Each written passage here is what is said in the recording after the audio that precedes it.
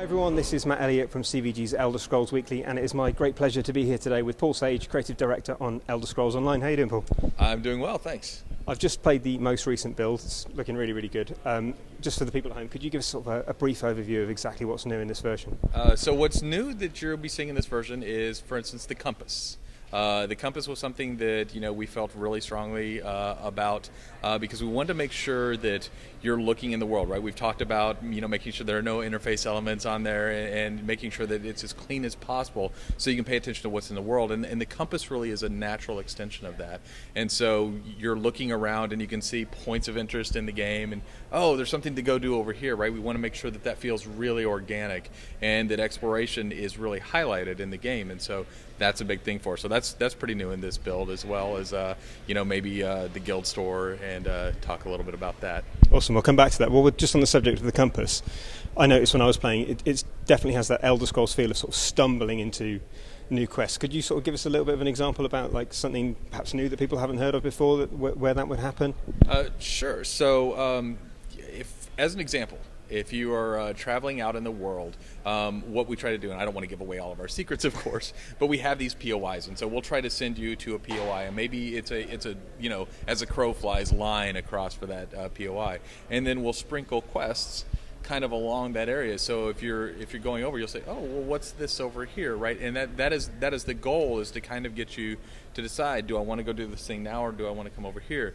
And so it's a pretty careful sprinkling of where we place those people out in the world, but we don't want it to be something where you just go to one spot and you get all of the quests and you go out and do things. I mean, that's a fine mechanic, but for us, the real fun is in exploration.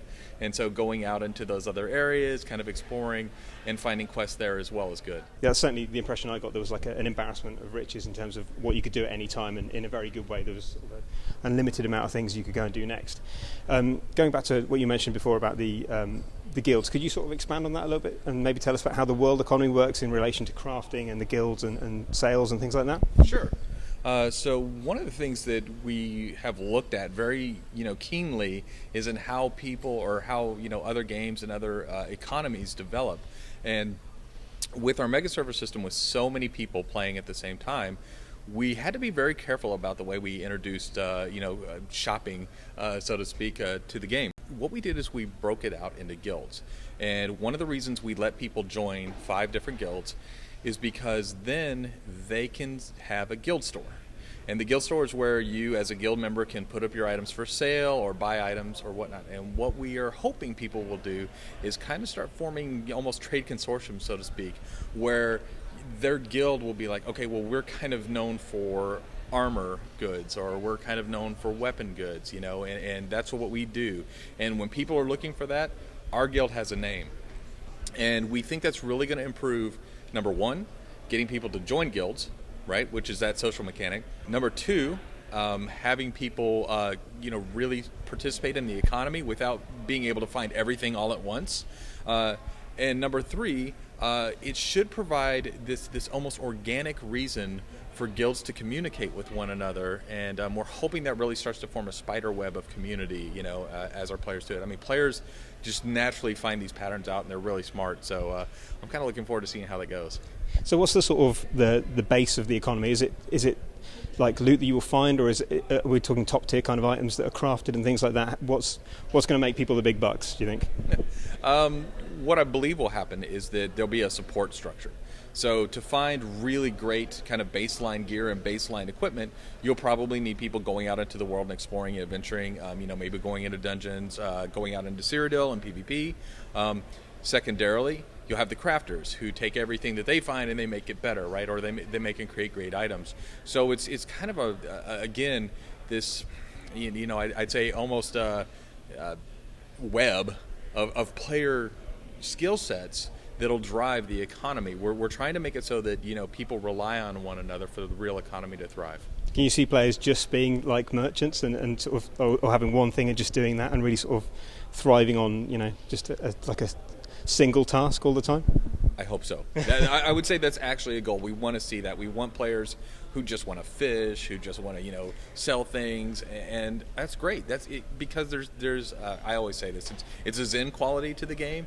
It can't always be about going out and fighting and questing. There has to be these activities that are fun to go do. Just because your friends are online, you just want to chat with them, but you want something a little bit less intense. And I hope that's what we've got with this. Awesome. So on the subject of less intense, one of the things I noticed when I was playing was in one of the options there's a section there for add-ons. You may not be able to go into too much detail, but could you just give us a brief overview of what sort of stuff people can expect to see? Sure. So we've made a very conscientious effort to make sure that the interface isn't so in your face all the time, and you're looking in the world, you're exploring, you're seeing things. And when we did that, we knew that there were going to be people who were like, well, I really like certain interface elements, or I really like these things. And so the UI is built so that you can have an add-on to where you can actually change the way the UI looks, you can change the way the interface behaves, and kind of customize it to yourself. So again, allowing the community to modify the game in the way they want. So it seems to be across the board, you've got this mantra of letting people do whatever they want, which again is a very Elder Scrolls thing. At what point do you feel you have to sort of reel yourself in, or is it hard finding a balance between sort of letting people just do whatever the heck they want, or is it easy? Actually, it's harder the other way. I would love to find more opportunities to let people play the way they want. I mean, there's some things we can't obviously allow people to do. For instance, you can't go kill all the merchants or you destroy the experience for other people. But if there are other ways to allow them to do something that they want to do in the world, we're looking for them, and that's kind of one of the things I think the team's always excited about. That's cool. And on the subject of the world, we spoke about this briefly beforehand. Can you sort of give us a bit of an overview into sort of, because we're in a period of like a very sort of turbulent period of Tamriel. Are there going to be sort of echoes of the sort of parts of the games that we haven't seen before, like the kind of Akaviri, Potentates, things like that? So that's about 100 years before what we're seeing in this. Could you sort of, what kind of echoes of that civilization are we going to see here? Well, that was a fantastic setup. So yeah, let's talk about the Akaviri Potentate. So that's left a vacuum. So they've been killed, right? Who were kind of the last remnants of that. It was what was the stabilizing factor in the Empire once that invasion had happened. And so now we're at a place in a point in time where there's no Emperor. And so the whole reason the alliances formed was they wanted to fill that power vacuum.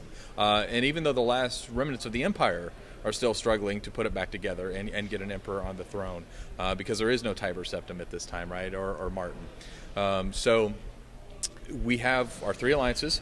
They're fighting in Cyrodiil, which is our huge, area. It's almost like 9 of our normal zones. It's where Oblivion took place, and that's all set there for the Alliance War, which is huge keep battles. You have 200 people on the screen fighting over a keep. You have smaller groups that'll fight over farms and mines and things like that. You have solo players going in there, so this is a huge part of the PvP experience. So the lore actually really informs a lot of the gameplay that's taking place at this time.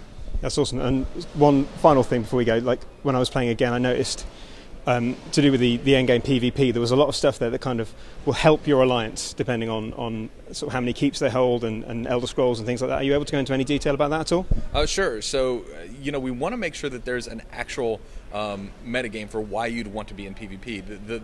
The reason being is there are a lot of people who are kind of tentative about jumping into PvP for whatever reason, but I know it's there, and we want to make sure that people don't feel that way, that they feel comfortable. And so when they start seeing that they get benefits from the efforts of their alliance in PvP, I think that encourages people. They're just really small nudges that says, hey, there's something going on here. Do you want to participate?